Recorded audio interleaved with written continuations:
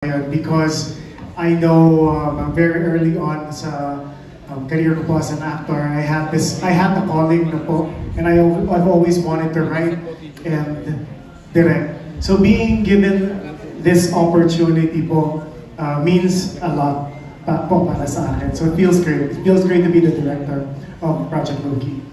So does this mean ba na tuloy-tuloy na talaga yung pagdidirect mo?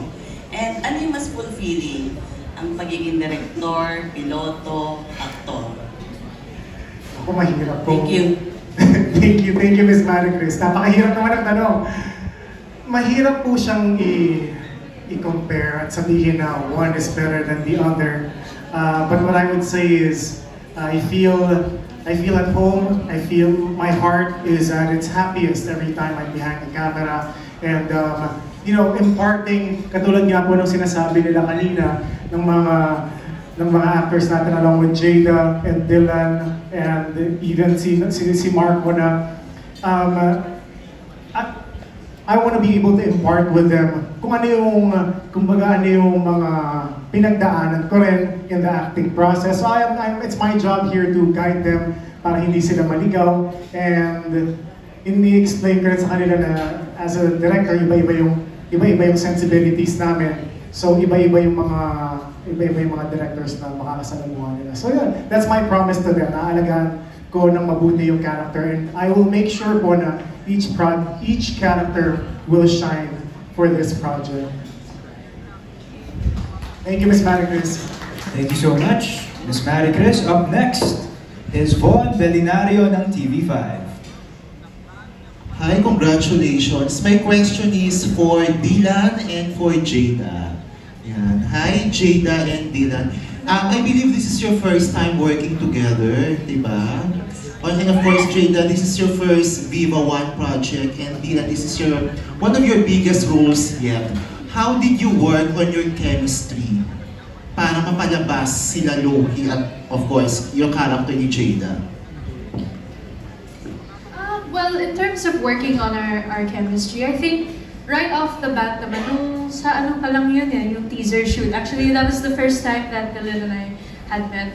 I think we made it a point na we were able to chat and really talk about each other's background, tsaka yung mga shared interests natin. Like, we both enjoy music, and also, as related to Project Loki, syempre, pinag-usapan namin yung mga characters namin.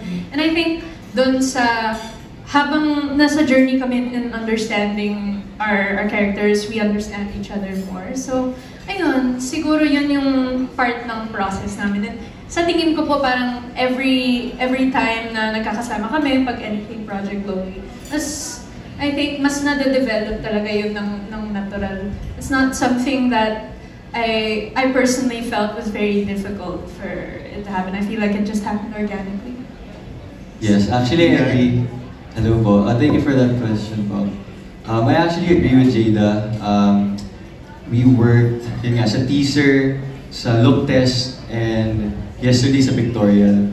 And every time na we get to work, yun nga, parang it developed, yung chemistry namin. Hindi naman planado yung ganun mga moments pero it just happens, it just builds, it grows, and yun, very thankful kasi sa unang meet pa lang namin ni Jada, ang gaan niya kasama, and for sure, magaan din siya katrabaho. Naalala ko first time namin teaser sa teaser video, nag-TikTok agad kami.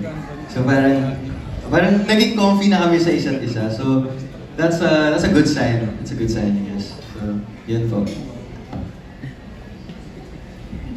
Any more questions? Okay na po ba? Alright, so that was Von Belinario ng TV5. Up next, it's Jeff Fernando ng Daily Tribune. Okay, so we don't have Jeff Fernando. Instead, it's Alan Sancoan ng Stars Photo.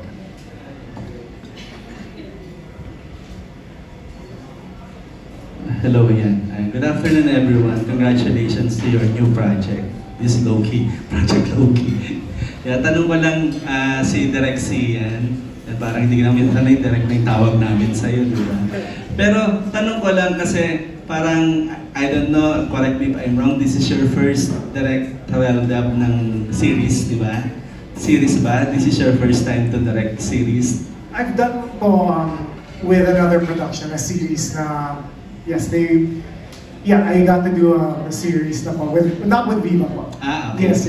Pero what are your challenges you encounter doing this? Especially yung mga ide-direct mo is mga Gen Z, di ba? Parang parang ramdam ko nga yung pagkabagets ko dito sa entablado. No, but thank you, Sir Alan. You're asking ko is yung magiging challenge for this one. I think siguro first and foremost, karamihan po sa cast reveal, it would be their first project or ito po yung mga first or second, di ba? So, it's a challenge and a blessing as well, I would say, kasi hindi pa na, and I'd like to look at it as a blessing, kasi hindi pa nahahaluan ng bad habits pag tumagal. Kasi sometimes we develop that. But yun yung kagandahan po ng I would say fairly new in the industry. I think in terms of challenge, the adaptation,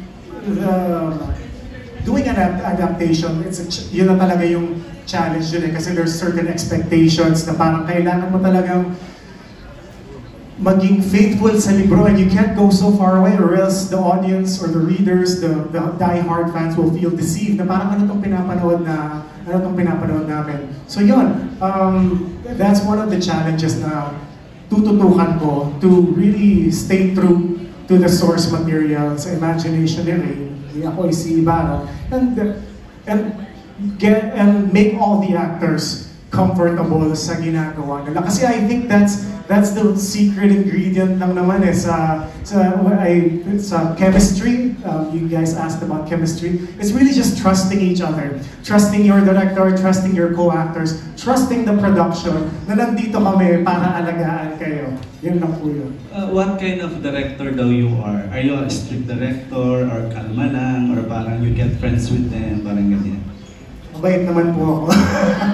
No, ako kasi I always have the conversation with them na yung mga gusto ko i-impart sa kanila would be the experiences that I encountered. Yung mga challenges din, syempre nadapa, ilang beses na rin ako nadapa while in my journey, in my acting career, in that journey.